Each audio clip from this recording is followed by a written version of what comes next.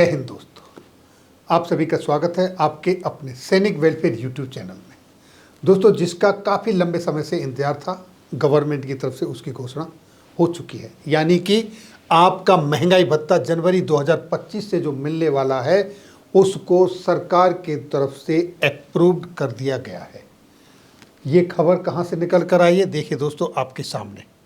ये देखिए दोस्तों, ये government announce DA hike for central government employee, know how much salary will increase. यानी कि गवर्नमेंट ने 2% महंगाई भत्ते की घोषणा कर दी है। अब ये आपको पे और पेंशन में सेंट्रल गवर्नमेंट के जितने भी एम्प्लॉय हैं अप्रैल महीने की पे और पेंशन में बढ़कर मिलेगा और जनवरी फरवरी मार्च 3 महीने का एरियर मिलेगा।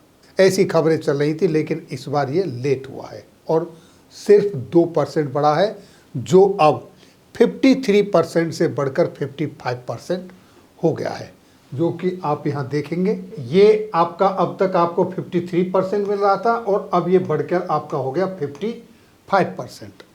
अब 2% के हिसाब से अगर हम कैलकुलेट करें कि जो सबसे मिनिमम सैलरी 18,000 जिनकी बेसिक पे है, सिर्फ 18,000 बेसिक पे पर, तो आपके महंगाई भत्ते में, आपकी पेंशन में, आपकी सैलरी में 360 रुपये की वृद्धि होगी।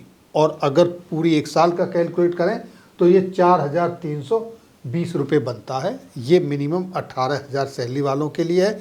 इसी तरीके से जिसकी जितनी बेसिक पे है सर्विंग वालों की और जिसकी जितनी पेंशन है बेसिक पेंशन, उस पर 2% ये बढ़ के मिलेगा।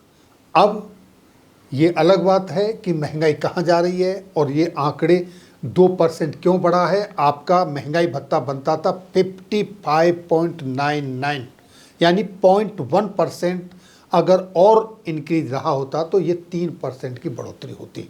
लेकिन 7th पे कमीशन के हिसाब से जो DA कैलकुलेटर फॉर्मूला है उसके हिसाब से जो पिछले 6 महीनों के AICPN के आंकड़े थे उनसे कैलकुलेशन करने पर ये 2.99% ही बनता था।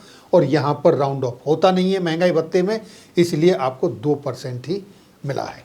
तो ये थी जानकारी महंगाई भत्ता के संदर्भ में। फिर मिलेंगे आपके वेलफेयर से जुड़ी हुई किसी अन्य जानकारी के साथ अगली वीडियो में। तब तक के लिए जय हिंद, जय भारत।